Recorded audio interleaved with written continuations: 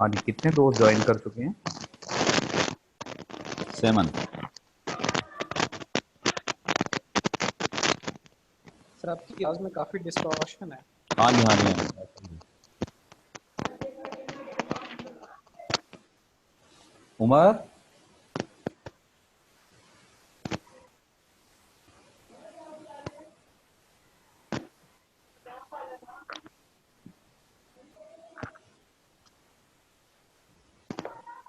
Hello.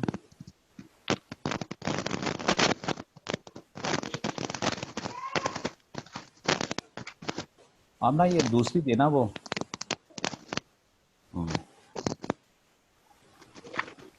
Hello.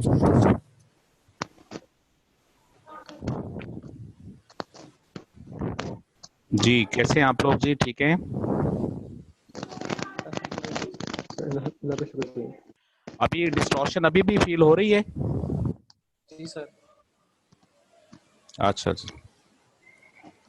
ये हम ना उतारने से कोई मसला तो नहीं होता है?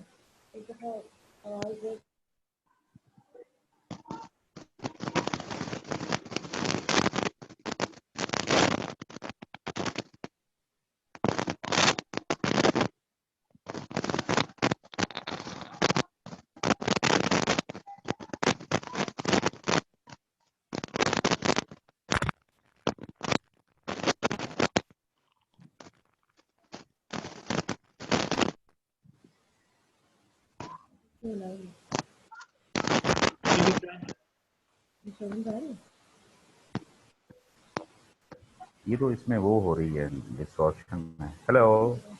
अस्सलाम वालेकुम सर। हाँ जी, आप आवाज़ क्लियर है जी? जी जी सर, क्लियर है सर। अस्सलाम वालेकुम। चलें अस्सलाम जी।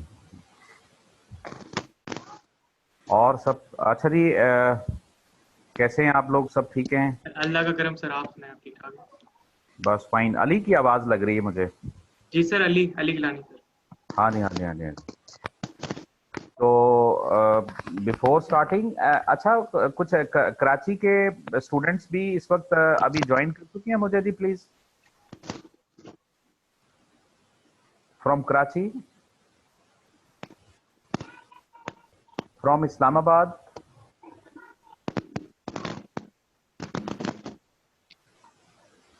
मुल्तान से कितने लोग हैं? सर मैं हूँ बड़ा और एक उमैर शेख है सर। उमैर, 2 लोग हैं। तो यहाँ जी पे सर। ये 10 हैं, इसका मतलब rest of students from from Lahore. Azeem, have may you be. Join? Azeem, have you join?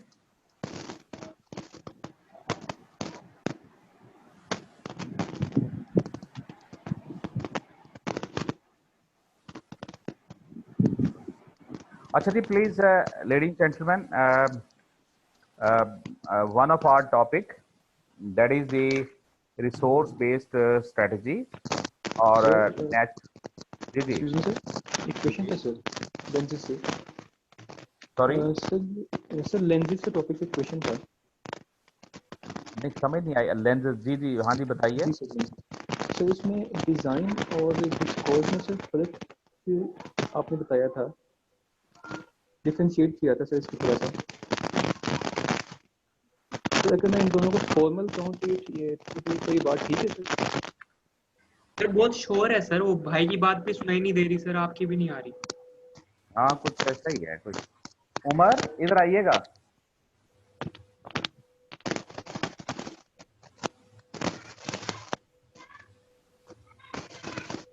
ये इसमें शोर बड़ा आ रहा है। तो दूसरी नहीं है कोई ऐसी? तो ये मैंने लगाई थी पहले, तो इसमें भी शोर है। और मैं अभी जरा वो हैंड फ्री दूसरी यूज करता हूँ, जरा देखें। ठीक है सर। शायद इस वजह से है।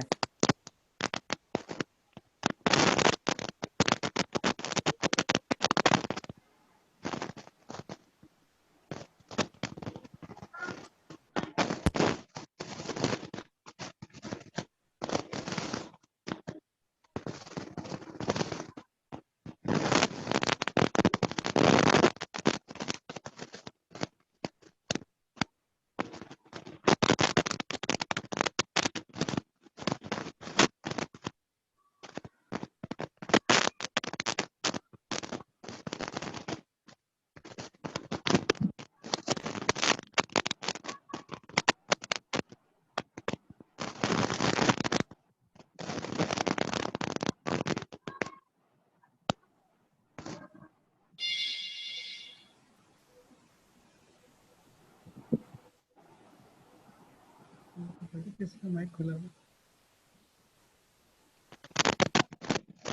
माइक किया हुआ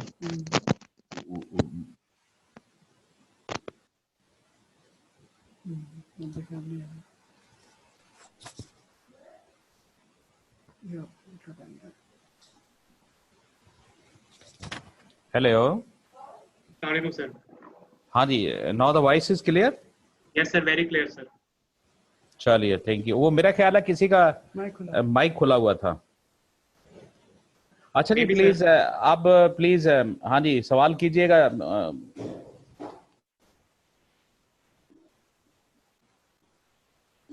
gentleman the person who is interested to make a question please आप सवाल कीजिए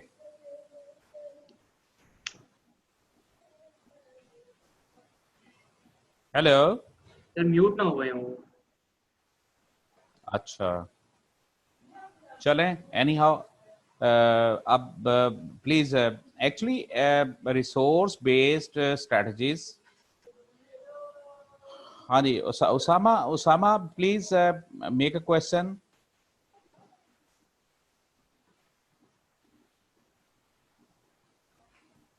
जी जी उस हाँ उसामा जी Alt+A दबाएं, अनम्यूट हो जाएगा.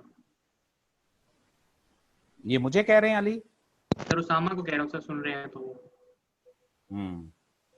उसामा आप जी जी आप कीजिए अनम्यूट पहले हो आप होंगे तो आवाज आप तक मेरी आवाज आएगी आप तक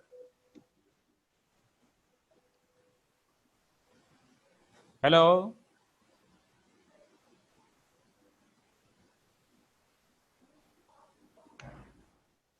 जी जी please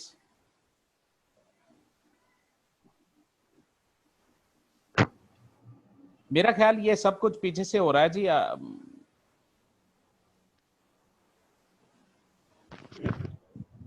Usama please can you talk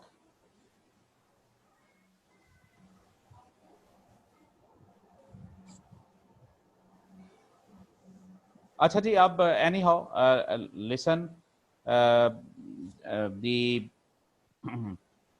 this topic is highly related the what that even last time in the comparative advantage that we have and comparative analysis we have studied idea behind is this what companies can make resources based studies so naturally once a strategy would be made and this would be a resource based one so technically RBV and Vrio and VCA and internal analysis have to be done.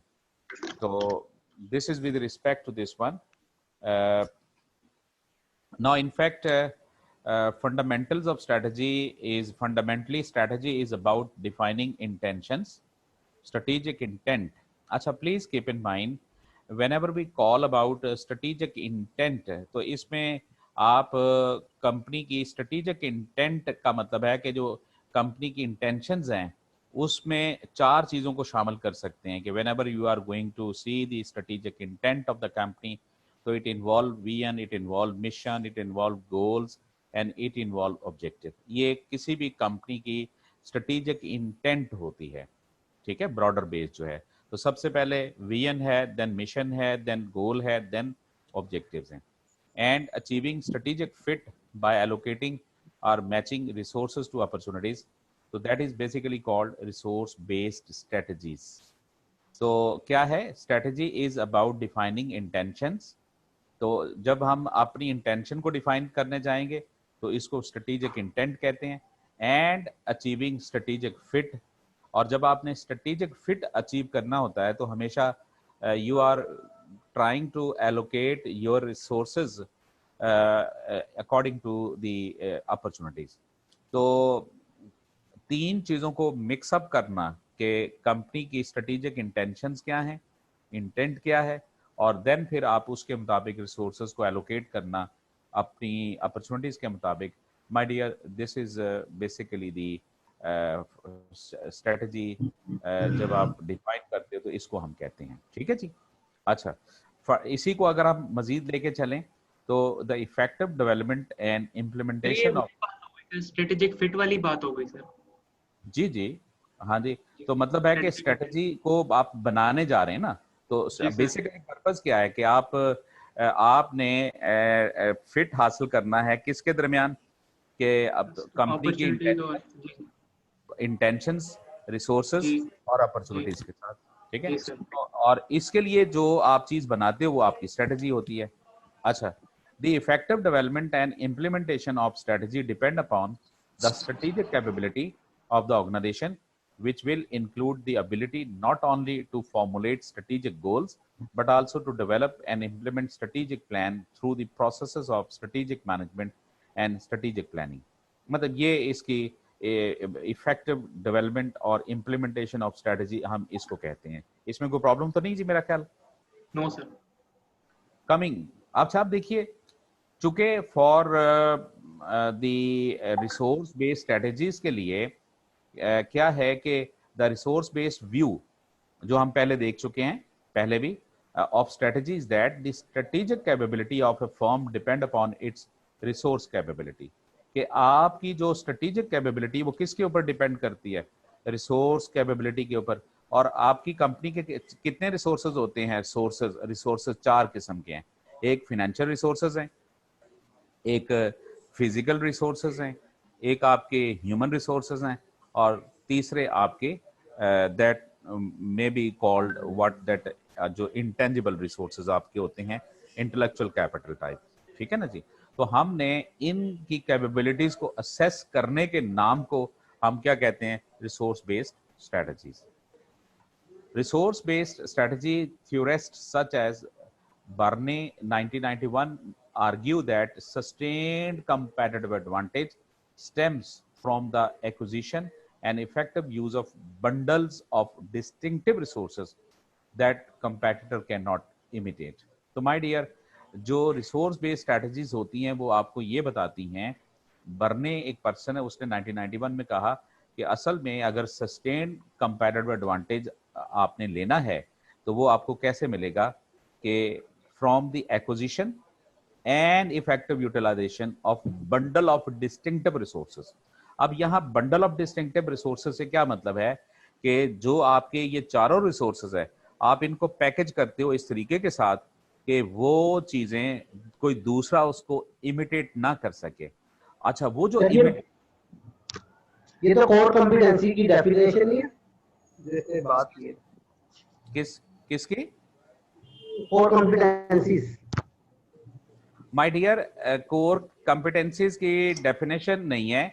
अगर आप इसमें गौर से देखें तो उन्होंने ये नहीं बताया कि कोर कॉम्पिटेंस से मुराद क्या है। उन्होंने कहा है कि जो रिसोर्स बेस्ड स्ट्रेटजी होती है वो क्या करती है, कि बर्ने ने आर्ग्यू किया कि अगर आपने सस्टेन्ड कंपैटिटिव एडवांटेज लेना है तो उसके लिए आप जो आपके रिसोर्सेज हैं उनकी एक्विजिशन और फिर उनकी बंडलिंग, बंडल्स का मतलब है कि उनको आप इस तरीके से इकट्ठा करें और कि वो इमिटेट ना हो सके, इससे आपको कंपैरेटिव एडवांटेज हासिल होगा। तो माय डियर, इसमें कोर कॉम्पिटेंस की डेफिनेशन कहाँ से निकली? सर वो लास्ट टाइम आपने पढ़ाया था ना, पीछे हमने पढ़ा था जब रिसोर्स बेस्ड आपने पढ़ाया था ना, उसमें कहा था आपने कोर कॉम्पिटेंसी जो कंपेटिटर्स आप इमिटेट ना कर सकें और वही लॉन्ग टर्म कंपेटिटिव एडवांटेज जो है सस्टेन करने में कामयाब होते हैं, जो अच्छा, जिनके पास कोर कॉम्पिटेंसी होती है। अब मिस्टर अजीम, अगर मैं आपको ये बात कहूं कि थ्रेशोल्ड कॉम्पिटेंस और कोर कॉम्पिटेंस में क्या फर्क है, तो फिर मैं आपको ये बात बताऊंगा कि जो थ्रेशोल्ड कॉम्पिटेंस होती हैं वो सिर्फ आपको मार्केट में सर्वाइवल की। आपको सरवाइव करने के लिए, आप compete करने के लिए यूज करते हो, लेकिन that never give you any competitive advantage.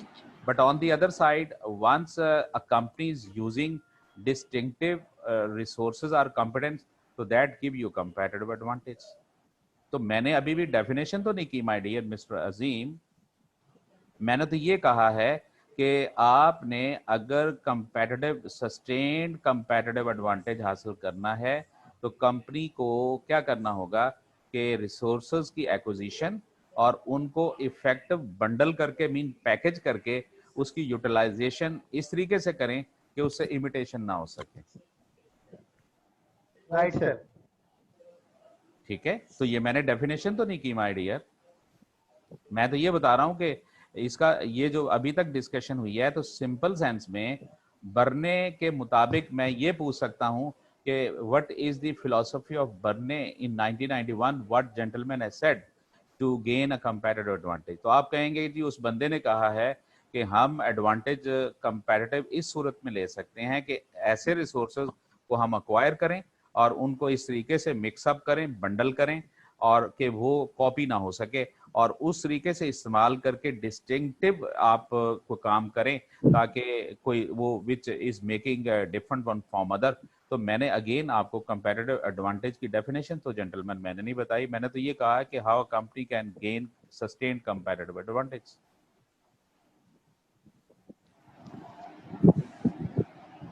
ठीक है सर। अच्छा जी, Right, okay, sir. Thank you. Now that further ये देखिए, ये असल में रिसोर्स बेस पे ये व्यूज आ रहे हैं जरा। बॉक्सवाल बॉक्सल है एक, उसने 1996 में कमेंट किया कि कंपैरेटिव, अब देखो हर बंदे का अपना पॉइंट ऑफ व्यू है, वो बर्ने ने ये बात कही थी। अब बॉक्सल ने कहा कि comparative success does not come simply from making choices in the present, it stems from building up a distinctive capabilities over significant period of time.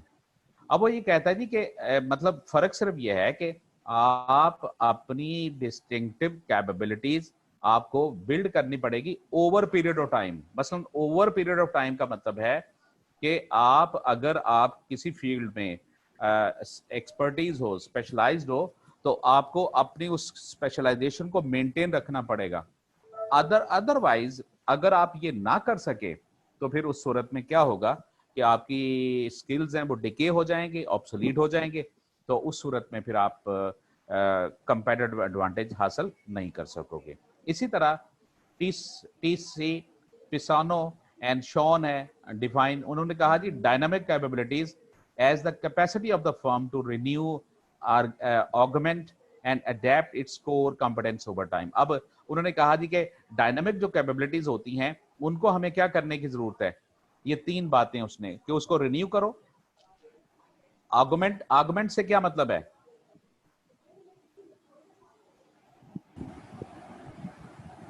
Ji sir. Augment किसको कहते हैं? Document. To increase, to enhance. Renew करना, increase करना and adapt करें its core competence over time.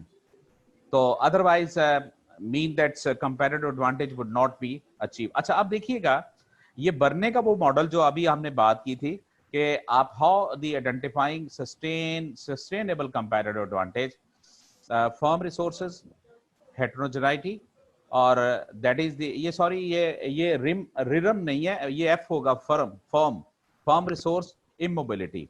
अब वो ये कहना चाहता है कि जितने रिसोर्सेज में हेटेरोजेनिटी पाई जाएगी और जितने रिसोर्सेज आपके इमोबाइल है, इमोबिलिटी का मतलब है resources can not be shifted from one place to another, it can not be transferred, ये है इमोबिलिटी। तो capacity of the resources that it can not be move from one place to another place, it can not be shifted from one place to another place, उसमें उतनी ही immobility. क्योंकि जिन resources के अंदर mobility ज्यादा होती है वो रिसोर्सेज क्या होंगे, वो एक जगह से दूसरी जगह शिफ्ट हो जाएंगे और उनकी इमिटेशन हो सकती है और वो दूसरों के पास भी जा सकते हैं। लेकिन अगर आपके resources are highly immobile one, तो it can not be shifted, और जितने हेटेरोजेनिटी उनमें पाई जाएगी तो उस बेसिस के ऊपर आप देखो, और फिर प्लस उनमें वैल्यू, रेयरनेस और imperfect imitability, history dependence, causal ambiguity, ये मैं मॉडल पहले भी एक दफा करवा चुका हूं, और सोशल कम्प्लेक्सिटी और इम्परफेक्ट सूटेबिलिटी, और इससे आपको फिर क्या हासिल होता है, सस्टेन्ड कंपैरेटिव एडवांटेज। तो माय डियर, टेक्निकली अगर आप देखा जाए तो बर्ने ने वही बात कही जो पहले हम बात कर चुके थे कि रिसोर्सेज हो, उनमें हेटेरोजेनिटी हो, रिसोर्सेज में मोबिलिटी हो, वो जो हमने ब्रियो का मॉडल भी किया है, वैल्यूएबल, रेयरनेस हो, तो उस सूरत में फिर आपको अल्टीमेट क्या हासिल होता है, कंपैरेटिव एडवांटेज। अभी जो हमने बात की रिसोर्सेज हेटेरोजेनिटी, अब resources heterogeneity of resources typically occurs as the result of bundling several resources of a firm, कि जब आप नंबर ऑफ डिफरेंट रिसोर्सेज को जब आप एक जगह पैकेज करते हो और उनमें कई किस्म के फीचर होते हैं, कई किस्म की उसमें करैक्टरिस्टिक्स होते हैं, तो फिर जाहिर बात है उसके डिफरेंट फीचर, उसमें डिफरेंट नंबर ऑफ रिसोर्सेज हैं। तो मेरा ख्याल है कंपनी शायद एक रिसोर्सेज को तो इजीली इमिटेट कर सके, लेकिन अगर उसमें 20 किस्म के डिफरेंट रिसोर्सेज इस्तेमाल हुए हैं तो my dear it would be difficult for the company to, so that's why I think more and more heterogeneity, more and more would be the ability, that less ability to imitate one. So this is what the manager of the firm could take resources that seems homogeneous and bundle them to create heterogeneous combination. तो company की success basically ये है कि company मुख्तलिफ resources को लेके उसको heterogeneous बनाए, उसके अंदर मुख्तलिफ फीचर डाले और उसके अंदर मुख्तलिफ किस्म के कंपोनेंट जितने ज़्यादा शामिल होंगे तो just like it would be difficult, just like I have mention, आपकी एक प्रोडक्ट है वो सिर्फ एक ही मटेरियल से बनती है, लेकिन एक प्रोडक्ट है उसके अंदर 10 किस्म के मटेरियल इस्तेमाल हुए हैं, तो कहाँ कॉपी होने के ज़्यादा चांसेस हैं? जहाँ एक किस्म के, जहाँ एक किस्म के है। तो this is what resource heterogeneity is here. This is ये मेरा ख्याल कोई माइक ओपन है, प्लीज इसको बंद कीजिए। जी स्टॉक इवेंट्स ने कहा है जी कैपेबिलिटीज के हवाले से, अगेन शोर हो रहा है जी please. Competitive advantage is based on the ability to respond to evolving opportunities, which depends on business processes or capabilities. Business success involve choosing the right capabilities to build, managing them carefully, and exploiting them. सो ये views हैं। बहरहाल resource immobility क्या है कि resources में be immobile due to the natural and intentionally created barriers to imitations. देखा ना जी, वो कहते हैं जी कि नेचुरल भी हो सकते हैं या आप इंटेंशनली उसके अंदर आपने ऐसे बैरियर कर दिए हैं कि वो मूव नहीं कर सकते। मतलब बाज का गवर्नमेंट उस पर पाबंदी लगा देती है कि इसको किसी और जगह शिफ्ट नहीं किया जा सकता, ये आपकी इंटेंशनल बैरियर्स होती हैं। और ऐसा जितनी मोबिलिटी किसी जगह होगी, I am sure like there would be a such company which is possessing, which is using, और उसके पास उतनी ही आई मीन कंपैरेटिव एडवांटेज हासिल होता है। Resource based view of strategy analysis में ये पहले भी मैंने एक मॉडल आई थिंक दिखाया था 1 2 3 4 5, you know this is 1 2 3 4 5 and that is resources capabilities convert होती हैं किस में, कंपैरेटिव एडवांटेज में, और फिर उस ये हमें स्ट्रेटजी, और ये फिर हम अल्टीमेटली इन रिसोर्सेज की बेसिस के ऊपर वो फिर हम, तो बात ये बताने की ये थी कि हमारी रिसोर्सेज एक कैपेबिलिटीज में कन्वर्ट होते हैं और ये ही रिसोर्सेज की बेसिस के ऊपर आप क्या बनाते हो, स्ट्रेटजी को। उसमें हमारा जो टॉपिक है वो बेसिकली क्या है, that is resource based strategy. Resource based strategy it mean, अच्छा अब देखिए भला माय डियर, इसको हम क्रॉस कर देते हैं ये रिसोर्सेज को, तो मेरा ख्याल है अगर सपोज रिसोर्सेज आपकी यूनिक नहीं है, रिसोर्सेज की वो कैपेबल वो नहीं है, तो माय डियर मेरा ख्याल आपकी स्ट्रेटजी डिफरेंट हो जाएगी। लेकिन जितने रिसोर्सेज आपके ज्यादा इनोवेटिव हैं, ज्यादा यूनिक हैं, ज्यादा डिस्टिंक्टिव हैं, तो your strategy would be different. So that's why हम ये बात कह सकते हैं कि कंपनी की जो स्ट्रेटजी है वो किसके ऊपर बेस करती है, रिसोर्सेज के ऊपर। और resources my dear is 4 type of resources mainly. Again, that is what it is: a financial resources, the physical resources, it's a intangible, it's the human resources as well as would be there. So I think this model basically is talking, ये जो 5th point है कि ये strategy किस पे ऊपर base कर रही है, resources के ऊपर।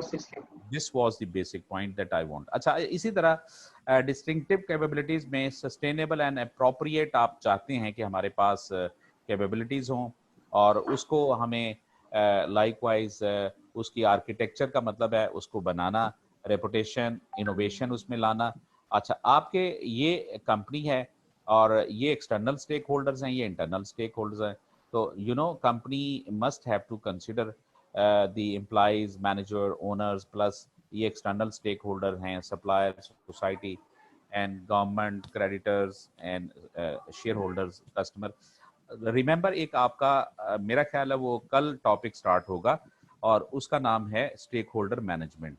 क्योंकि ये भी एक टॉपिक है कि हमने स्टेक होल्डर को मैनेज कैसे करना है। But any how I think तो ये जो आपकी डिस्टिंक्टिव कॉम्पिटेंस और सस्टेनेबल होती हैं, ये बहुत हद तक डिपेंड करती हैं आपके एम्प्लॉइज, मैनेजर, ओनर्स प्लस इन लोगों के ऊपर भी। तो अब आप कह सकते हैं कि जनाब जो डिस्टिंक्टिव कॉम्पिटेंस है, it depend of the company, it depend upon internal stakeholders as well as external stakeholders like now अब आइए माय डियर, हमने चूंकि ये बातें अभी कर ली तो रिसोर्सेज की बात कर रहे हैं, तो रिसोर्स को भी मैनेज करने की भी जरूरत है।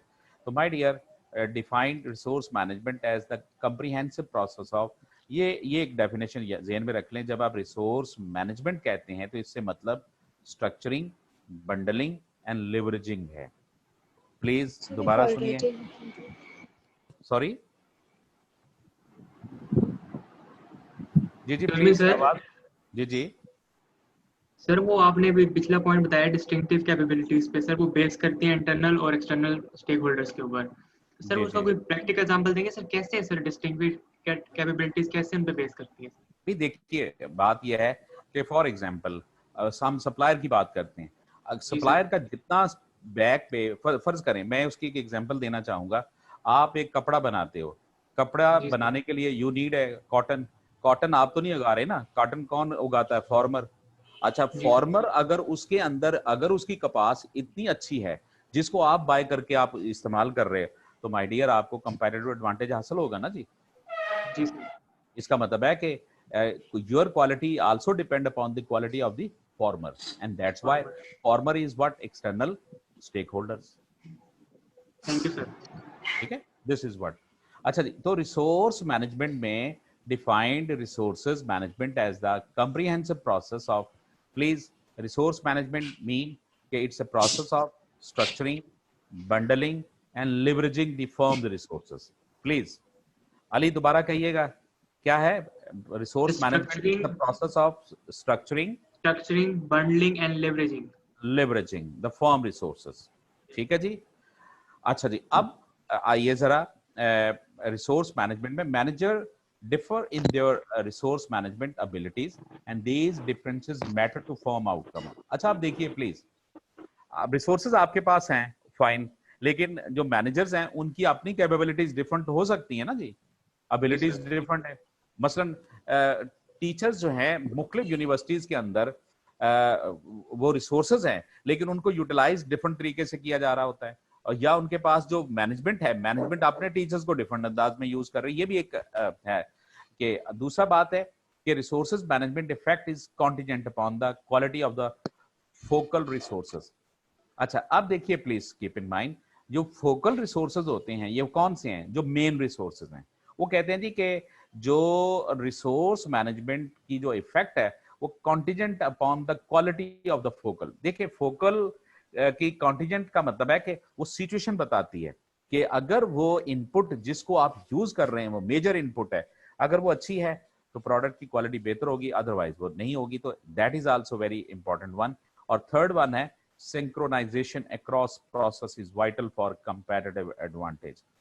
अब यहां आई बात, और ये इंटेलेक्चुअल थोड़ा सा क्वेश्चन है, what does it mean by synchronization across process is vital for comparative advantage? जी, एनीबॉडी फ्रॉम यू पीपल? जी मतलब सर अगर कंपनी में डिफरेंट प्रोसेसेस चल रहे हैं सर, तो कंपनी इस तरह मैनेज करेगी वो सब प्रोसेसेस एक ही टाइम पे सर हो रहे हो, सिंक्रोनाइज हो उनकी। मतलब कोई भी हमारा अगर कोई गोल हमने अचीव करना है सर, वो सब रिसोर्सेज एक ही टाइम पे सर काम कर रहे हो sir, processes. Sir, integration of activities. Azim, your voice is not clear, gentlemen. Sir, integration of activities. Sorry? Integration of activities. Integration of activities, ठीक है, एग्जैक्टली देखिए बात अली और the rest of students, actually synchronise का मतलब जो आपने बताया ये भी ठीक है कि तमाम एक्टिविटीज का आपस में जो कोऑर्डिनेशन है उसको हम कहते हैं। अच्छा देखिए, सपोज मैं अब एग्जांपल ये देना चाहता हूँ।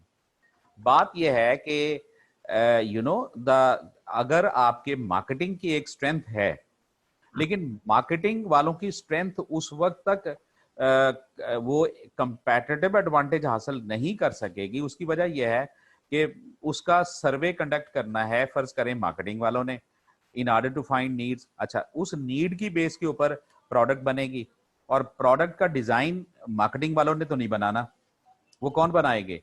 वो डिजाइन डिपार्टमेंट। लेकिन वो डाटा कहाँ से वो जनरेट कौन करेंगे? That would be generated by marketing depart, by sale department on the basis of the customer requirement. Now on the basis of such data, product design would be prepared by design department, और उसकी basis के ऊपर then production वाले product बनाएंगे। लेकिन production बनाने के लिए मटेरियल कौन परचेज करेगा? प्रोक्योरमेंट वाले। अच्छा, अब माय डियर, अगर ये सब लोग, सब डिपार्टमेंट अगर कोऑर्डिनेटेड तरीके से, सिंक्रोनाइज तरीके से काम करेंगे, तो then a company would be able to achieve the competitive advantage सीए। Otherwise the just by getting some sort of strength of a single department, my dear, आप एक डिपार्टमेंट अच्छा तो हो सकता है, लेकिन वो आपको कंपैटिटिव एडवांटेज नहीं दिला सकता। ये आप लोगों के लिए बड़ा अहम मैसेज है, प्लीज लर्न इट, कि सिंक्रोनाइजेशन अक्रॉस प्रोसेस का मतलब है कि all the activities function which are involved for performing and making that product, तो उसमें my dear number of activities are there, number of functions are performed by different department, और उन department के अंदर आपस में कोऑर्डिनेशन, इंटीग्रेशन, इन्वॉल्वमेंट और coordination, collaboration होना बहुत जरूरी है।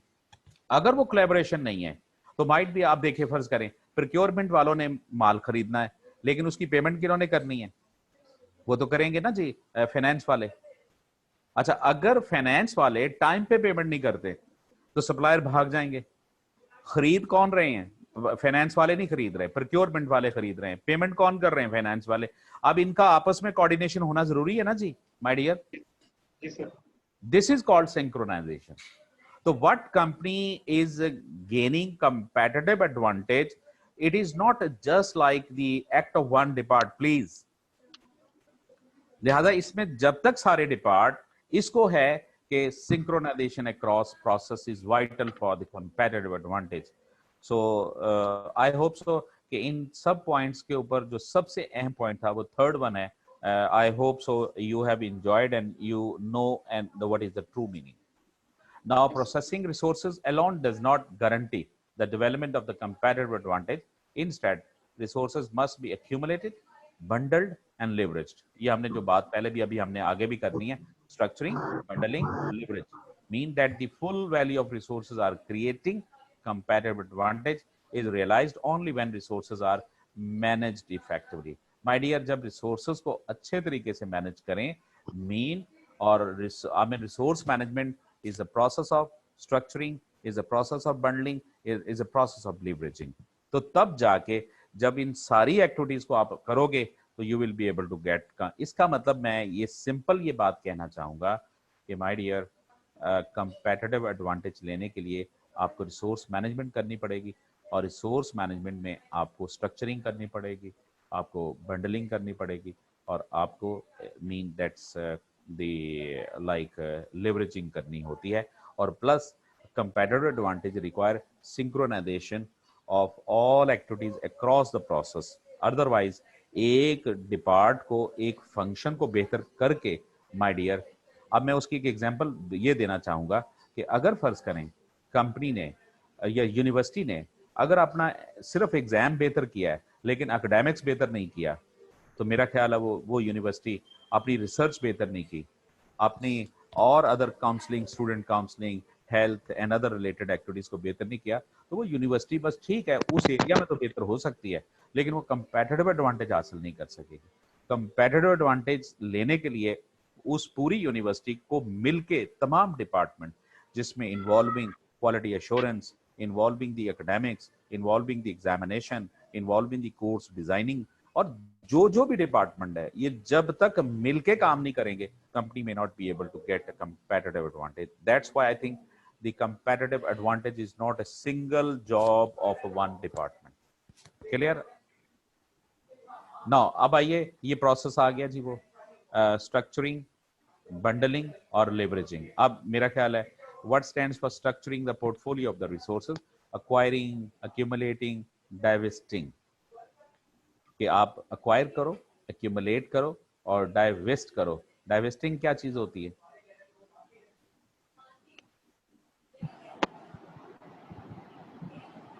एनीबॉडी? जी डिस्पोज ऑफ। हाँ नहीं, यहाँ सेलिंग से मतलब है कि रिसोर्सेज को जब आप इन्वेस्ट करते हो और जो जब आप उसे सेल आउट करते हो, उनको बेच देते हो, शट डाउन करते हो, डाइवेस्टिचर्स करते हो, लिक्विडेशंस होती हैं, वैसे तो वो बिजनेस के लिए होता है, तो यहाँ सेलिंग का मतलब है। तो अक्वायर करना, उनको इकट्ठा करना या फिर जो पुराने हो चुके हैं उनको बेचना, ये है आपकी structuring. Bundling resources to build capabilities में क्या है कि उनको स्टेबलाइज करना, इनरिचिंग और पॉइनरिंग करना। देखो, स्टेबलाइज का मतलब ये होता है कि वो आपकी जो रिसोर्सेज हैं वो अपने उस लेवल के ऊपर मेंटेन रहें। इनरिच करना है से मतलब है कि उनको और ग्रो करें। बेहतर करना। और जी, और पॉइनरिंग का मतलब है कि आप कोई भी रिसोर्सेज है उसके अंदर you should be a pioneer. Pioneer कब बनेंगे? कि जब you obtain first time, you are designing your own, और आप कोई पेटेंट हासिल करते हो और वो चीज हासिल करोगे, वो पॉइनियर है। और जिस एरिया में आप पॉइनियर होते हैं, जाहिर बात है वो रिसोर्सेज आपके होंगे, किसी और के नहीं है। और that's what I think you would be able to get. तो दैट्स व्हाई जिस तरह कंपनीज आपने नई कोई चीज R&D करती है तो उसके पेटेंट हासिल करती है, तो पेटेंट आप लेते हो ताकि ये आपकी प्रोडक्ट है, first time you have developed, and that's why you get this sort of the right to use this one. तो नेचुरली आपने इनको बंडल किया प्रॉपरली, और bundling of resources would give you capabilities. Leveraging capabilities in the market place में से यहाँ मतलब है कि how such resources are being utilised properly. तो देखा उनमें मोबिलाइजिंग, कोऑर्डिनेटिंग और डिप्लॉय करना, रिसोर्सेज को मोबिलाइजेशन, उनकी कोऑर्डिनेशन आपस में करना और डिप्लॉय करना, ये leveraging. So, my dear, simple mean resource management again. Just to recall in your mind, involved is a process of structuring, bundling, and leveraging. ठीक है जी? तो ये अब जस्ट लाइक हमने रिसोर्स बेस्ड व्यू थ्योरी में एक है कि resources and performance, sustainable comparative advantage, resources and the role of manager, और रिसोर्स फंक्शनैलिटी, रिसोर्स रिकॉम्बिनेशन। ये फिर आपको रिसोर्स क्रिएशन एंड डिके का मतलब है कि जब आपके रिसोर्सेज को क्रिएशन करना या वक्त के साथ साथ उनमें जो कमी होती है उसको पूरा करने को, ये आपको थ्योरी कहती है कि ये चीज़ करेंगे। मसलन आपको सस्टेनेबल कंपैरेटिव एडवांटेज लेना है, resources and the role of manager उसमें होगा, अदरवाइज अगर manager is not capable, manager is not involve. इसी तरह रिसोर्स की फंक्शनैलिटी और उसको रिकॉम्बिनेशन करना, और जो क्रिएशन और डिके करेंगे तो some sort of things would be achieve. Now ये वही वाली बात है माय डियर कि व्रियो फ्रेमवर्क का जो पहले हम कर चुके हैं, और व्रियो मीन के what sort of resources you people have. This is the firm has resources, how much your resources are valuable, how much your resources are rare, how much your resources are costly to imitate, and firm is organized to exploit these resources. Then the firm can expect to enjoy a sustain. तो व्रियो कहता है जी कि अगर आपने advantage लेना है तो उसके लिए आपको देखना होगा, यू हैव टू असेस।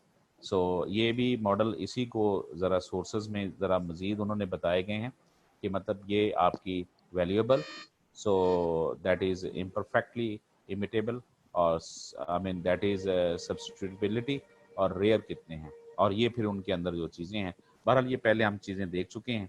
और first the resources must be valuable, जो हमने पहले बातें की हैं, और ये बार बार ये चीज़ें हैं। बहरहाल कंपेटिटिव एडवांटेज माय डियर अगर आपने हासिल करना है तो उसमें क्या करें आप कि competitively valuable resources, reduction of cost करें, एक्सप्लॉयटेशन ऑफ मार्केट अपॉर्चुनिटीज, और the neutralization of competitive threats को न्यूट्रलाइज करो, और इनमें इमिटेबिलिटी और durability approach, I mean that is appropriability, substitutability और कंपेटिटिव सुपीरियरिटी जब होती है तो naturally you will be able to get this. तो ये वही बातें हैं। अच्छा, ये आप लोगों के लिए थोड़ा सा इम्पोर्टेंट है, प्लीज व्रियो एनालिसिस में इम्पैक्ट ऑन परफॉर्मेंस जरा देखिएगा। देखिए ये हमने व्यू यहाँ प्लेस कर दिया, valuable, rare, difficult to imitate और supported by organization mean how much it is like the organized one, how much it is supported.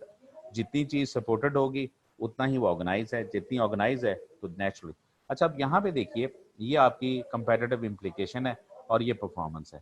तो ठीक है, इसकी जो ये परफॉर्मेंस, अच्छा अब देखें, अगर फर्ज करें आप वैल्यूएबल, रेयर भी नहीं है, सब कुछ है, तो आप कौन है? नो कंपेटिटिव, आपका एडवांटेज की बजाय क्या है? डिसएडवांटेज है, और यू आर बिलो नॉर्मल, मतलब आप मार्केट में रह भी नहीं सकोगे। दूसरी बात क्या है कि आपके पास, yes you are valuable having resources, but no rare, और ये तो है ही नहीं आपके पास। तो इससे क्या होगा कि कंपेटिटिव पैरिटी नॉर्मल आप आ सकते हो, चूंकि आपके रिसोर्सेज वैल्यूएबल तो हैं लेकिन रेयर नहीं है। लेकिन once you got your resources are valuable, yo there is a rarity, तो इसमें आपको टेम्परेरी कंपेटिटिव एडवांटेज हासिल होता है, और you may be call temporary above normal. लेकिन if you have yes valuable resources, you have rare resources, yes, and difficult to imitate, yes, लेकिन it is yet not supported by your organization, तो sustainable competitive advantage और sustainable above normal तो हो सकते हैं, लेकिन ये आपको फिर अभी लेकिन सस्टेनेबल कंपेटिटिव ऑफर और ये जो मतलब है कि वो नहीं होती।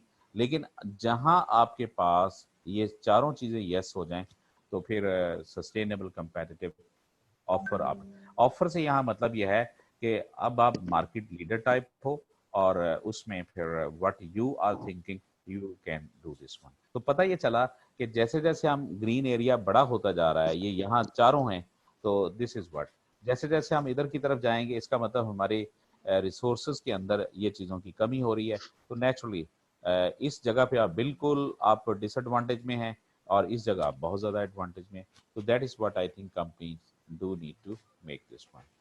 My dear, this was the topic that I just have discussed with respect to, ये आप अपना आउटलाइन बी पार्ट में देखेंगे, तो ये जो टॉपिक मैंने चूज किया है ये रिसोर्स बेस्ड स्ट्रेटजी के हवाले से डिस्कशन हुई है। प्लीज, हाँ जी, एनी क्वेश्चन जी प्लीज। सर डिस्टिंक्टिव कैपेबिलिटीज की स्लाइड पे आइएगा।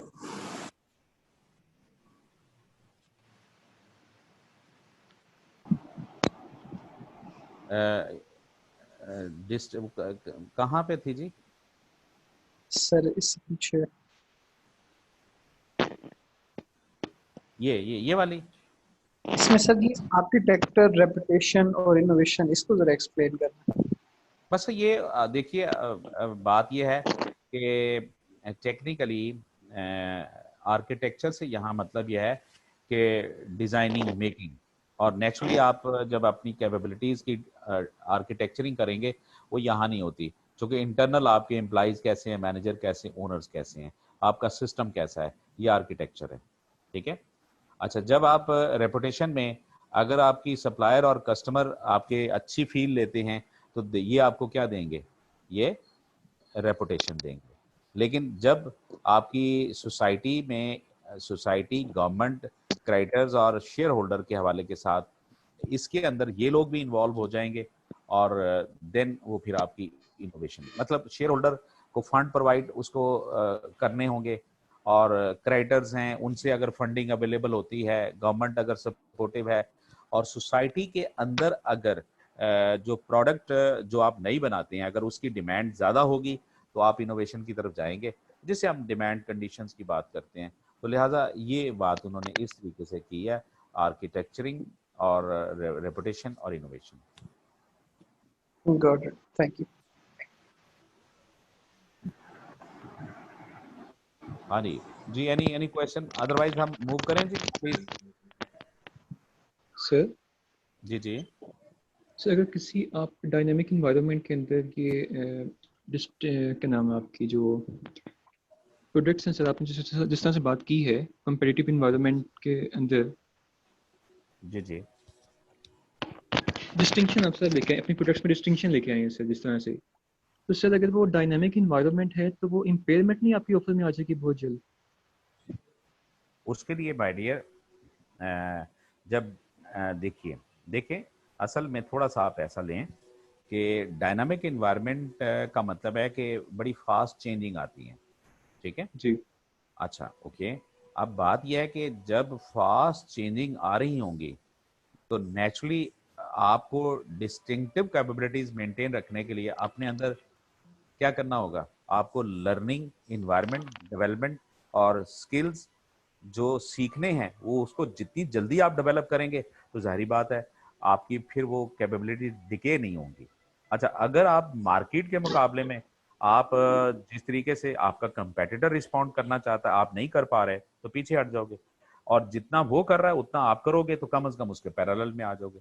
तो बात ये होती है कि देखो मेरी बात सुने कि अगर एजुकेशन के अंदर बड़ी फास्ट चेंजिंग अगर चेंजेस आ रही हैं और इन्वायरमेंट इज बीइंग चेंज, नई से नई बुक, नई से नए थॉट्स, नई से नई मतलब नॉलेज क्रिएट हो रहा है, तो फिर प्रोफेसर्स को क्या करना पड़ेगा, उनको लाजमी बात है जर्नल्स और वो रिसर्च पढ़नी पड़ेंगी। जिस तरह एक डॉक्टर है, डॉक्टर अगर 1 साल 6 महीने अगर वो मॉडर्न जो चेंजेस आई हैं उस पर अगर वो अपने आप को अडेप्ट नहीं करता तो वो डॉक्टर पता क्या साल बाद उसे ऐसे लगेगा कि जैसे मुझे आता ही कुछ नहीं है, वो पुरानी मेडिसिन लिख रहे होगा, लोग उसके पास नहीं आएंगे। लिहाजा अब बात है कि मेडिसिन के अंदर जो चेंजेस आ रही हैं अब उसका एक ही हाल है कि डॉक्टर साहब को अपने पास लैपटॉप रखना पड़ेगा, बुक्स रखनी पड़ेंगी और जो रिसर्च आर्टिकल्स हैं उनको पढ़ने पड़ेंगे और मुख्तलिफ कोर्सेज उनको साथ साथ ज्वाइन करने पड़ेंगे।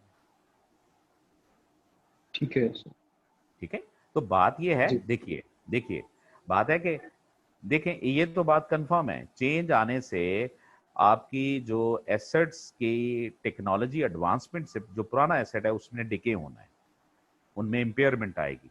अच्छा, लेकिन अब उसको कीप अब्रेस्ट करने के लिए आपको रिप्लेसिंग करनी पड़ेगी। अगर ह्यूमन है तो उसको ट्रेनिंग देनी पड़ेगी, अगर टेक्नोलॉजी तो उसको आपको चेंज करना पड़ेगा।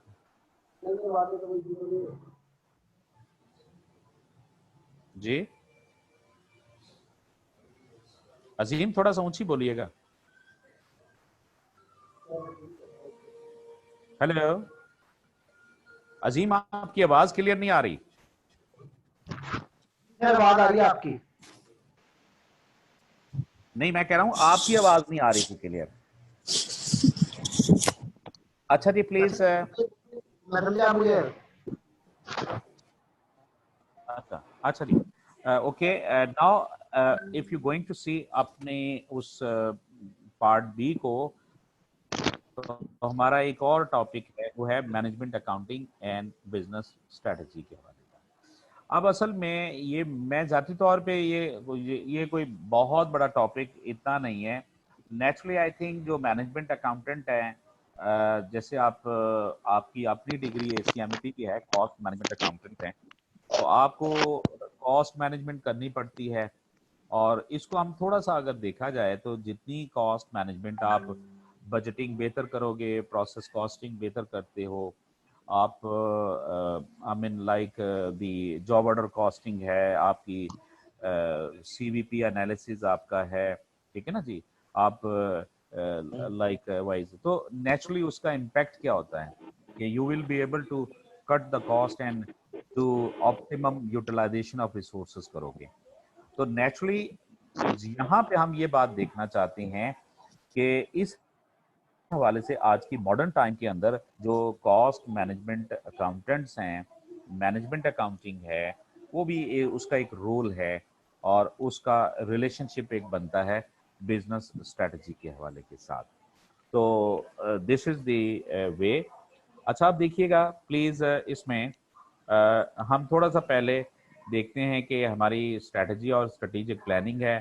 Strategy is an integrated set of action aimed at securing a sustainable competitive advantage। और strategic planning हमें करनी पड़ती है a process of designing a mission statement, setting long term goals and objectives and establishing a strategy, a long term plan।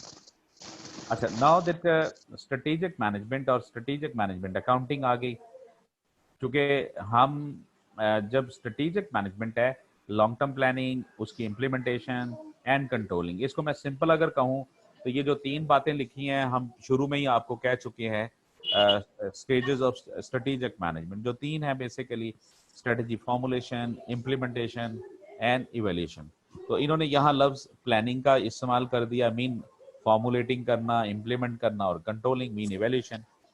लेकिन जो strategic management accounting है, the role of management accounting in the strategic analysis, planning and control of organisation भी है। अब देखो ना, जब हम स्ट्रेटेजिक प्लानिंग करेंगे, स्ट्रेटेजिक मैनेजमेंट करेंगे, तो मेरा ख्याल हमारा जो स्ट्रेटेजिक मैनेजमेंट अकाउंटेंट है उसका भी एक रोल बनता है। और चूंकि वो जो प्लानिंग के लिए डाटा चाहिए, जो कंट्रोल के लिए जो टूल चाहिए, वो अल्टीमेटली कौन इस्तेमाल करेगा?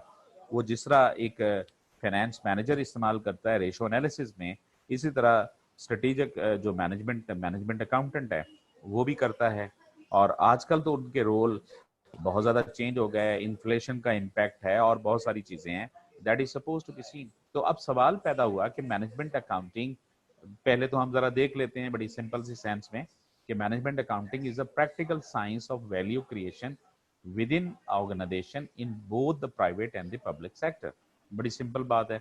और management accountants combine accounting and financial expertise with strategic insight to guide better business decisions। तो देखा, एक आज जो मैनेजमेंट अकाउंटेंट है वो बेसिकली अकाउंटिंग को और फाइनेंस को कंबाइन करके एक स्ट्रेटेजिक इंसाइट डेवलप करता है, लॉन्ग टर्म ब्रॉडर बेस्ड। तो management accountants are business professionals at the heart of the decision making who connect the dots and recognize how the different parts of business need to come together to create value। तो role my dear is this one कि जो management accountant है वो ultimately कारोबार की जो value creation में उसका हिस्सा है। और मेरा ख्याल है value creation naturally is essential one, so that's why we want to talk about the role of the management accountant or with respect। तो what do management accountant do? तो leverage their expert, यहाँ leverage से मतलब है to get benefiting of the expertise to help business by। तो हम जो management accountant के बिजनेस से हम फायदा ले सकते हैं किस तरह? Developing business strategy, making sound investment choices. अब देखो ना, आपने investment choices mean where to invest, you need to develop portfolio, you need to develop find return, you need to find the WACC, weighted average cost of capital। So I'm sure like to whom you have to consult, naturally management accountants। So protecting corporate assets, supporting the management of risk, managing relationship internal and externals, so communicating with key stakeholders and assuring high organizational integrity। But these are some sort of the help that we are taking from such people। तो management accounting skills, अब जहरी बात है management accountant और इसको करने के लिए हमें वी नीड स्किल्स। तो स्किल्स में आप like key skills for adding value है my dear, strategy, business models, innovation, big data and the business innovations like involvement है, sustainability, risk management, emotional intelligence, आजकल इसका नाम EI या EM, इसे EQ भी कहते हैं, इमोशनल कोशेंट के हवाले से, एथिक्स। अब ये स्किल्स हैं, ये प्रैक्टिकलिटीज उनको आनी चाहिए जो मैनेजमेंट अकाउंटेंट्स होते हैं। और this is what strategy and business model my dear, how do we make money. तो देखा हम क्या करते हैं कि हम customer value, profit margin, processes करते हैं, स्ट्रेटेजिक इम्प्लीमेंटेशन, रिजल्ट्स और एक्सटर्नल इन्वायरमेंट, स्ट्रेटेजिक ऑप्शंस हैं, और इन सब बेसिस के ऊपर फिर हम ये business, how do we make money, money किस तरीके से बनती है, कॉस्ट लीडरशिप है, सप्लाई चेन आपने करनी है। तो एक मैनेजमेंट अकाउंटेंट के बगैर वर्कफोर्स आपने डिज़ाइन करनी है कस्टमर्स इनोवेशंस के हवाले से, तो naturally I don't think so कि ये इनके बगैर नहीं हो सकते। तो that's why I think the management accountant do have the like अच्छा, अब देखिए यहाँ एक ना टर्मिनोलॉजी थोड़ा सा बिग डाटा के हवाले से लाइकवाइज कि जी डाटा, बिग डाटा, और naturally big data we do need to generate by management accountant. तो financial data, enterprise data, big data. अच्छा, अब देखिए बिग डाटा बेसिकली क्या है, ये वाला जो ब्लू एरिया है, तो लेवल ऑफ एनालिसिस जितना ऊपर बढ़ता जाएगा मीन हाई लेवल के ऊपर, और प्लस जितना स्केल एंड कम्प्लेक्सिटी किसी डाटा में बढ़ती जाती है तो वो चीज ब्रॉडर होती जाती है। और मेरा ख्याल स्ट्रेटेजिक मैनेजमेंट के लिए आपको ब्रॉडर गोल करने के लिए डाटा भी कौन सा चाहिए, ब्रॉडर लेवल का, ठीक है, सीआई, कंपैरेटिव इंटेलिजेंस और सर्टेन थिंग। तो लिहाजा लेवल ऑफ एनालिसिस जो स्ट्रेटेजिक मैनेजमेंट में हाई होता है, और चूंकि आप सिर्फ एक बिजनेस को नहीं, फाइनेंशियल डाटा सिंपल नहीं बल्कि big data involving certain sort of thing. अच्छा, अब देखें कि जो मैनेजिंग बिग डाटा को करने के लिए तो उसमें 3 V's हैं, वॉल्यूम, वेलोसिटी, वैरायटी। मतलब वेलोसिटी, वॉल्यूम कितना है, वैरायटी कितनी है। वॉल्यूम मीन एक उसका साइज कितना है, वेलोसिटी से क्या मतलब। ये अभी भी आवाज आ रही है कि जी प्लीज जरा। जी सर। ये किसी का वो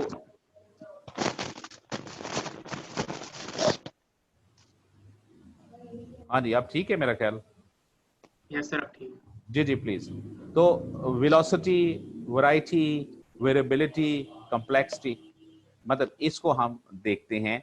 और ये देखें management accountant and big data में अगर आप देखें तो resource cost, increased efficiency, develop and monitor KPIs. इधर से इंक्रीज लाइक द कस्टमर सेगमेंटेशंस। और ये मेरा हाल पता नहीं ये रेब्स इन्होंने क्या लिखा है, कस्टमर, बहरहाल कस्टमर की सेगमेंटेशन को बढ़ाना है। और ड्राइवर कौन से हैं, बेस्ड फोरकास्टिंग। ये आप जब कॉस्ट को रिड्यूस, डेवलप, मॉनिटर केपीआईज करते हैं, ड्राइवर देखा, ड्राइवर फोरकास्टिंग, ये वो फैक्टर जो फोरकास्टिंग पे असरअंदाज होते हैं। इन चीजों को जब आप करते हो तो ये आपका एक ब्रॉडर बेस्ड डाटा की तरफ आप जाते हो, जिसको हम नाम दे रहे हैं बिग डाटा। तो आप देखें why traditional management accounting is not sufficient to provide information for strategic decision. अब जो हमारी ट्रेडिशनल मैनेजमेंट अकाउंटिंग है वो तो वही है कि जी आप उठ के एक कॉस्ट शीट बना लो, कॉस्ट ऑफ गुड सोल्ड बना लो, प्रोसेस कॉस्टिंग। लेकिन आज की दुनिया में आप इसको स्ट्रेटेजिक और डिसीजन मेकिंग के पॉइंट ऑफ व्यू से इस्तेमाल करते हो। तो दैट्स व्हाई हमारे जो मैनेजमेंट अकाउंटेंट का रोल है वो स्ट्रेटेजिक इन नेचर है। अच्छा, अब कंपैरिजन हम थोड़ा सा कर लें between the SMA and conventional. तो स्ट्रेटेजिक मैनेजमेंट जो अकाउंटेंट है और जो कन्वेंशनल मैनेजमेंट अकाउंटेंट है, ये कन्वेंशनल है। अब एसएमए जो है, स्ट्रेटेजिक मैनेजमेंट अकाउंटेंट है, उनका रोल बदल गया है। अब देखें ये क्या है, हिस्टोरिकल। हिस्टोरिकल से यहाँ मतलब क्या है कि ये हमेशा जो पास का डाटा बस वो जैसे एंट्रीज महीने की हुई उन्होंने रिकॉर्ड करके और वो बना दी और बैलेंस शीट बन गई। जबकि एसएमए का काम जो है ना वो प्रोस्पेक्टिव है, मीन वो फ्यूचर ओरिएंटेड अब बन गया है। यहाँ पे क्या फोकस था, मैन्युफैक्चरिंग फोकस, आजकल कंपेटिटिव फोकस हो गया है। यहाँ पे क्या था कि आप कन्वेंशनल में एग्जिस्टिंग एक्टिविटीज पे फोकस करते हैं, अब यहाँ पे आप करते हैं कि what are the possibilities in future. ये रिएक्टिव इन नेचर थी, ये प्रोएक्टिव हो चुकी है। ये ओवरलुक लिंकेजेस, ये एम्ब्रेसेस लिंकेजेस। आजकल देखा वो सप्लाई चेन मैनेजमेंट है, उसको आपको देखना पड़ेगा, फॉरवर्ड लिंकेजेस, बैकवर्ड लिंकेजेस। और ये डाटा ओरिएंटेड है, ये इंफॉर्मेशन ओरिएंटेड है। तो my dear, this is the sort of thing. अब शेयर होल्डर वैल्यू हमने अल्टीमेट पहले भी कहा है कि बढ़ानी है, और वो क्या है, obtaining finance on capital market, cost of capital. By the way, cost of capital किसको कहते हैं हम लोग? The cost to acquire the funds. Yes, the rate at which the funds are acquired। और आप के अगर जो फंड एक्वायर करते हैं, अगर वो 3 पार्टीज हैं, फर्ज करें कि बॉन्ड्स होल्डर हैं, डेट ओरिएंटेड, प्रेफर्ड स्टॉक्स और कॉमन स्टॉक, तो फिर आप कॉस्ट ऑफ कैपिटल कैसे निकालोगे? WACC, what stands for WACC gentleman? Weighted average cost of capital. उनका एवरेज आउट कर लेंगे उनके रेशियो बेस पे। हाँ, उसका मतलब है कि जब 2 या 2 से ज्यादा आपके डिफरेंट पार्टीज हैं जिनसे आपने फंड लिए हैं, उनमें डेट भी है, इक्विटी भी है, तो फिर हम weighted average cost of capital. Cost of capital is the return that you pay to the fund provider, क्योंकि जो इसको रिक्वायर्ड रेट ऑफ रिटर्न भी कहते हैं। क्योंकि ये वो रिटर्न है जो फंड प्रोवाइडर आपसे एक्सपेक्ट करता है। क्योंकि अगर आप कॉस्ट ऑफ कैपिटल उससे कम उसको पे करोगे मीन कंपनी, तो वो नेचुरली अपने फंड को शिफ्ट कर लेगा। लिहाजा इन I mean like fund provider को कम से कम कंपनी में रखने के लिए आपको एक्सपेक्टेड रेट ऑफ रिटर्न देना पड़ेगा। तो लिहाजा investing in product market to generate profit that exceed the cost of capital. तो जब कंपनी और मैनेजमेंट अकाउंटेंट ने अगर शेयर होल्डर वैल्यू फाइंड करनी है, कैलकुलेट बढ़ानी है, तो माय डियर कंपनी की ओवरऑल जो रिटर्न है वो हमेशा कॉस्ट ऑफ कैपिटल से ज़्यादा होनी चाहिए। अदरवाइज अगर but the company basically is earning equal to the cost of capital, तो फिर तो दूसरे लफ्जों में ये समझें कि कंपनी ने जितना कमाया उतना वो आपका वैक में चला जाएगा। अगर कंपनी कमा रही है 15% और आपकी कॉस्ट ऑफ कैपिटल भी 15% है, तो वो तो जितना कमाया वो तो उनके फंड प्रोवाइडर ले गए। तो that's what I think share holder value में आपको आप फाइनेंस ऑब्टेन करते हो, कैपिटल उसको इन्वेस्ट करते हो और फिर आप उसको इवेल्युएट करते हैं। हाँ जी mister Fahad ji, please you are suppose to talk. Mister Fahad,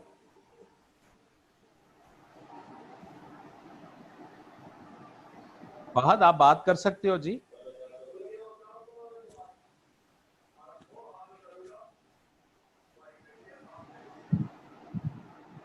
मेरे ख्याल अब वो शायद, तो SMA for competitive advantage, value chain analysis पहले हमने, अब कॉस्ट रिडक्शन अपॉर्चुनिटीज हैं और कंपेटिटर इंफॉर्मेशन एंड बेंचमार्किंग वगैरह हम करते हैं। स्ट्रेटेजिक मैनेजमेंट अकाउंटिंग क्या है? Link to business strategy. ठीक है, अगर आप अपना टॉपिक देखेंगे ना माय डियर, तो उसमें ये है कि ये फिर मेरा ख्याल किसी का माइक ओपन है जी, please mike is open, mike is open please. Sir हो गया, अब ठीक है सर। अच्छा जी, तो चूंकि हम स्ट्रेटेजिक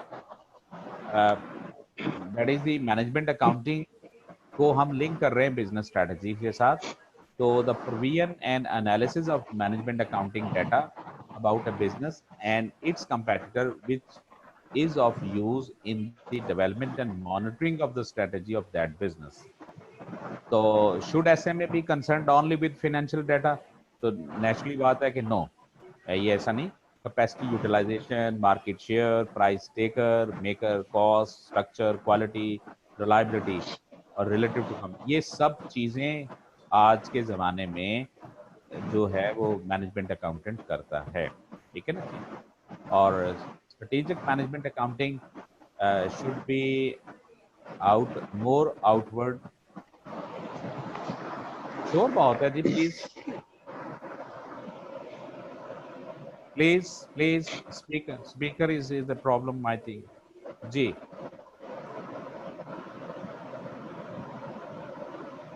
प्लीज काइंडली इसको, हाँ जी हाँ जी, नहीं हुआ सर।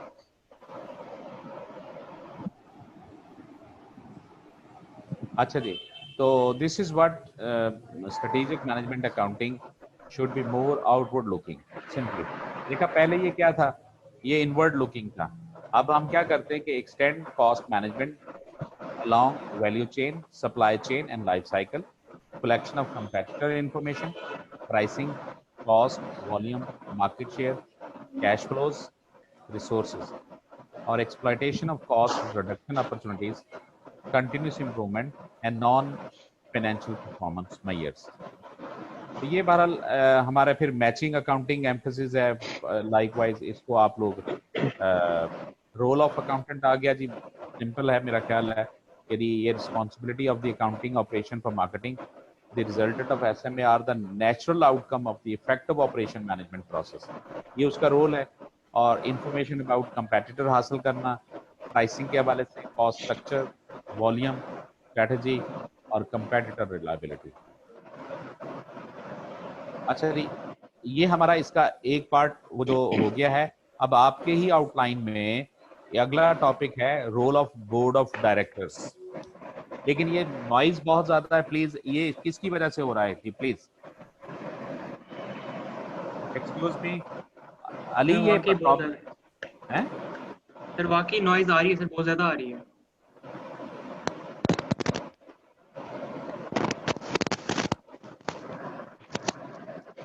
आप जरा ये, हाँ जी प्लीज प्लीज इसको जरा थोड़ा सा कंट्रोल करें जी, अगर किसी के स्पीकर का कोई इशू है।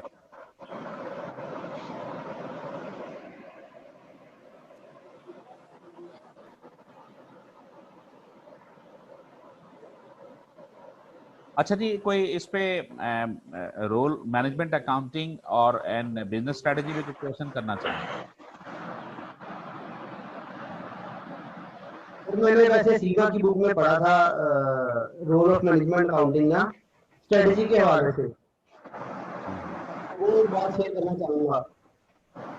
जी जी सर उसमें लिखा था कि मैनेजमेंट अकाउंटेंट स्ट्रेटजी को देखता है जो एक्सेप्टेबल हो, सूटेबल हो, फिजिबल हो in terms of financially, risk management और कंपेटिटिव एडवांटेज के तौर पे और कंपेटिटिव इम्पैक्ट के तौर पे। बिल्कुल ठीक है, ठीक है।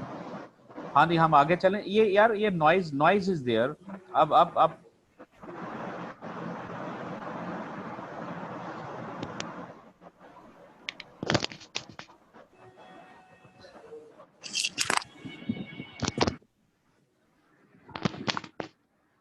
Please it is requested, please अपने वॉल्यूम को जरा प्लीज जी कंट्रोल कर लीजिएगा।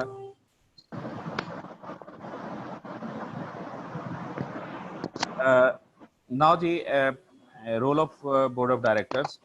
अच्छा, मेरा ख्याल है कि जब हम once we talk about roles of board of director, तो यहाँ से जो चीज है वो एक कॉर्पोरेट गवर्नेंस का कॉन्सेप्ट सामने आता है। और कॉर्पोरेट गवर्नेंस जब हम पढ़ते हैं तो it mean that that the agency theory आती है। उसकी वजह है कि मॉडर्न टाइम के अंदर जो डायरेक्टर्स हैं, ये तो बहुत ज्यादा नॉइज है जी। सर आप म्यूट कर दें सबको।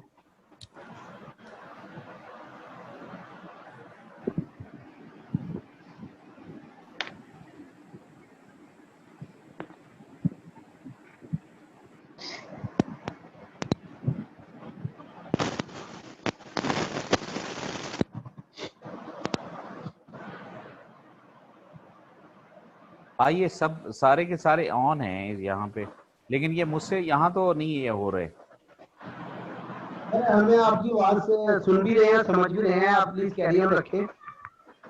अच्छा अच्छा, चलें। अच्छा प्लीज, तो पॉइंट वाज दैट कि जी कॉर्पोरेट गवर्नेंस के अंदर, because as the board of directors basically are serving as an agent to the share holders, और that's why as a share agent, तो चूंकि इनका जो रिलेशनशिप होता है ना एजेंट का, ये हमेशा कॉन्ट्रेक्चुअल और एजेंसी के जरिए से बनता है। और एजेंसी का मतलब यह है कि there are two parties, there is a principal and there is a shareholder agent. बहुत ज्यादा वॉइस है जी। अच्छा, एनी हाउ, तो जो एजेंट है as a board of director, ये उसका बेसिक रिस्पॉन्सिबिलिटी है कि they must protect the property assets of the share holders. तो कॉर्पोरेट गवर्नेंस का मतलब ही है कि the affairs of the company must be governed, must be monitored as per rule and regulations, ताकि जो real assets of the shareholder है it should be protected. और वो जो आपका कन्फ्लिक्ट ऑफ इंटरेस्ट है कि जिसमें दो पार्टीज हैं, अब प्रॉब्लम ये है कि प्रिंसिपल मालकान है और जो एजेंट होता है, तो एजेंट अगर कोशिश करे कि जी मुझे इससे ज्यादा से ज्यादा बेनिफिट मिले, तो ये बात गलत है। और उसके लिए फिर एक सिस्टम इंट्रोड्यूस करवाया जाता है, मॉनिटरिंग सिस्टम वगैरह। तो एनी हाउ आई थिंक ये उस हवाले के साथ है, और इसीलिए इससे अगला टॉपिक आपका सोशल रिस्पॉन्सिबिलिटी की तरफ चला जाएगा। तो my dear board of director, जैसा कि हम जानते हैं provide direction for the organization. The board has a strategic function in providing the vision, mission and goal of the organization. बड़ी simple बात है. Role of board of directors क्या है? The board of directors, including CEO, chief executive officer, has very defined role and responsibilities within the business organization.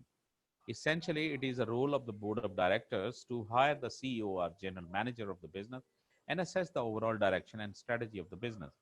The CEO or general manager is responsible for hiring all other employees and overseeing the day-to-day operations of the business. Conflict occurs when the directors begin to meddle in the day-to-day operation of the business. इसका मतलब है कि असल में जो day to day operations करने होते हैं वो एग्जीक्यूटिव सीईओ ने करने हैं, जबकि जो डायरेक्टर्स हैं अगर वो इनके मामलात में मुदाखलत करना शुरू कर देंगे बिला वजह तो यहाँ कन्फ्लिक्ट पैदा होती है. और conversely, management is not responsible for the overall policy decision of the business. So that's why अगर कोई management overall policy decisions के लिए responsible नहीं होती, वो responsible कौन है? Board of Director. इसका मतलब है overall responsibility lies with the Board of Director, while day-to-day operations must be taken into consideration by the CEO.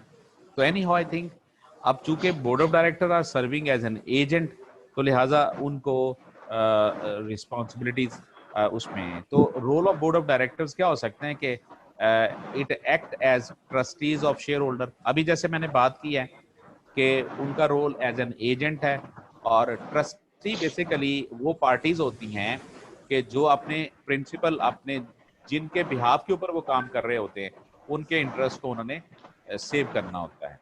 तो the director act as representative of shareholders and work with utmost faith and degree of honesty in protecting long-term aims of wealth maximization of company.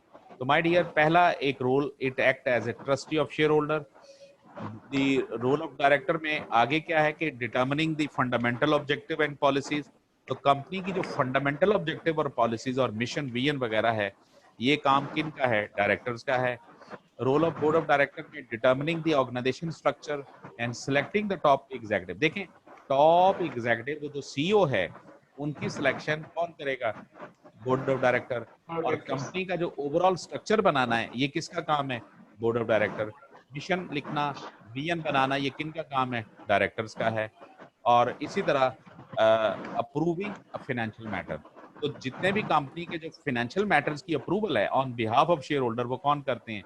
Board of directors करते हैं. इसका मतलब है कि ये सब जो हैं और maintaining adequate check and control system. देखा इंटरनल चेक कंट्रोल सिस्टम इनको. और ये क्यों? ताकि हमने मेक श्योर करना है कि कंपनीज के matter according to law rule regulation और जो एसेट्स ऑफ द एजेंट है मीन सॉरी शेयर होल्डर है वो हमारे बेजा इस्तेमाल नहीं होने चाहिए. ये उनका बेसिक काम है बोर्ड ऑफ डायरेक्टर का. स्टैट्यूटरी फंक्शन है उसके. Director are to perform certain legal function which are mandatory on their part. तो ये एक जस्ट लाइक इज जो डायरेक्टर्स हैं ये उनके रोल हैं और इसको कोई हमें बहुत ज़्यादा पढ़ने की इसमें ज़्यादा ज़रूरत नहीं है. बस आप लोग यू शुड नो कि what are the role of the board of directors. तो ये जो 5-6 मैंने बताए हैं इनको आप लोग कर लीजिएगा कि these are the function, these are the role which are performed by the board of directors. Clear है जी? जी सर. जी sir. My dear, now we are moving again. ये पहले टॉपिक हम कुछ हद तक पहले देख चुके थे. बहरहाल आपके बी पार्ट में भी ये है विजन, मिशन, वैल्यूज, गोल, ऑब्जेक्टिव्स के हवाले से. विजन, मिशन, ये वाली स्लाइड आपने शेयर नहीं की हमें. कर दी थी. क्यों जी? पता नहीं बात मुझे याद नहीं है. बहरहाल क्यों जी अली भिजवाई कि नहीं? जी सर. ये वाली स्लाइड आई कि नहीं आपके पास? सर आपने 3 स्लाइड्स भेजी तो थी वो दोनों थी. ये तीसरी मुझे चेक करने दे सर. चलो ये अभी मैं भिजवा देता हूं. स्लाइड एनवायरमेंटल कॉम्प्लेक्सिटी की किसकी थी? Environmental complexity. हाँ वो है एग्जैक्टली. ये फिर ये आपका लोडिंग जो है ना वो एग्जैक्टली ऐसा ही है, इन्वायरमेंटल कम्प्लेक्सिटी के हवाले के साथ ही। ठीक है, ठीक है। बल्कि फिर ऐसा है कि इसको हम, मेरा ख्याल है ये मिशन विजन वाले को हम कल पे लेके जाएंगे। ठीक है, ठीक है सर। और ठीक है सर।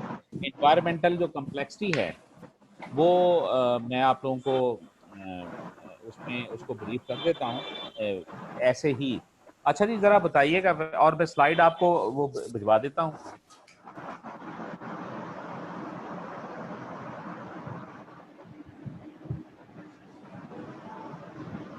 अच्छा जी, बताएंगे कि मुझे बताइए कि what is the environmental uncertainty, how you can measure environmental uncertainty?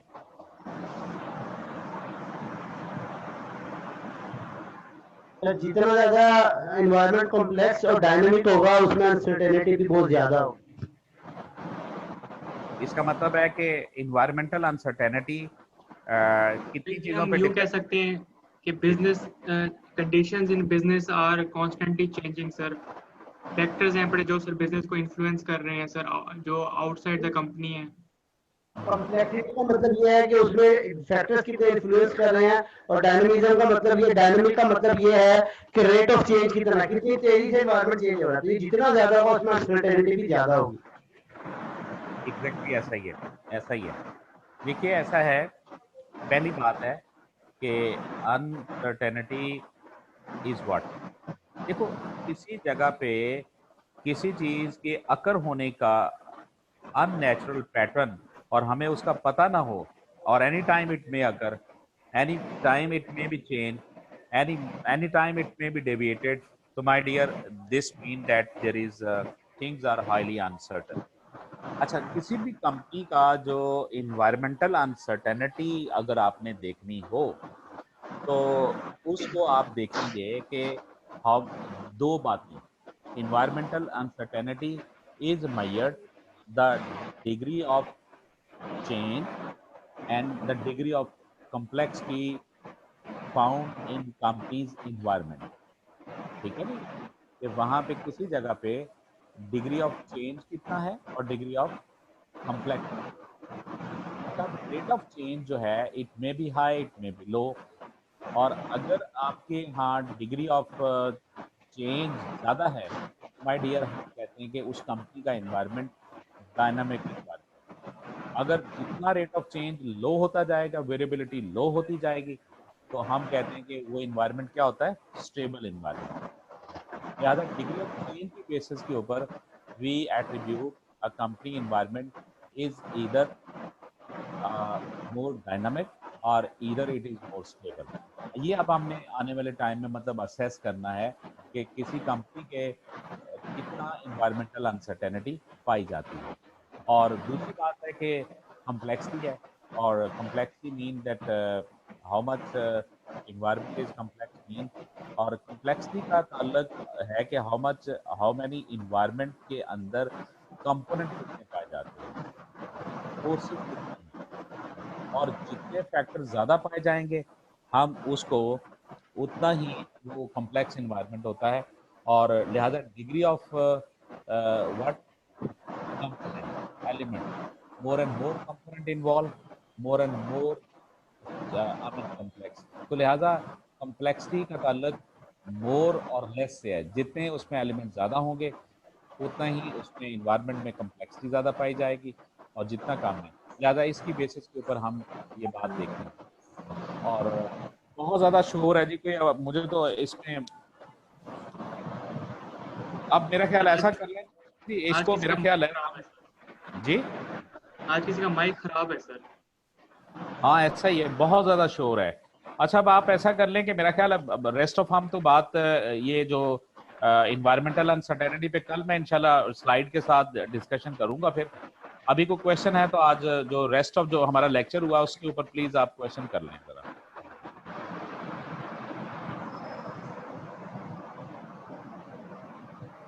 No question sir.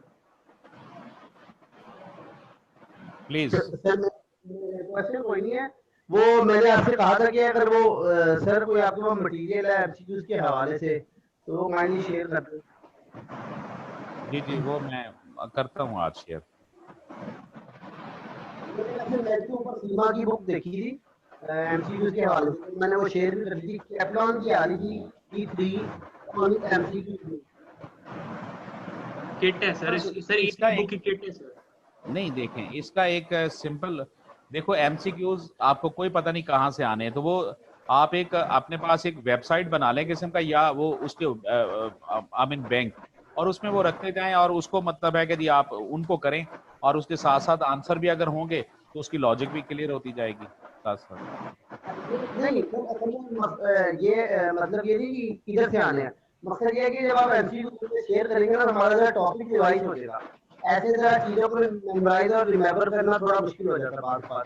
तो एमसीक्यू अगर आप नहीं, कहने का मतलब है कि आप वो चीजें कर लें, और फिर उसको हम आगे चल के आपके, मैं ये अभी ये बल्कि आज मैं अनाउंस कर देता हूं, हम अगले वीक में, अगले आपका मंडे को हम इंशाल्लाह टेस्ट करेंगे, और वो मैं एरियाज उसमें बता देता हूं, और उनके अंदर फिर हम आपका एक एमसीक्यू टेस्ट लेंगे।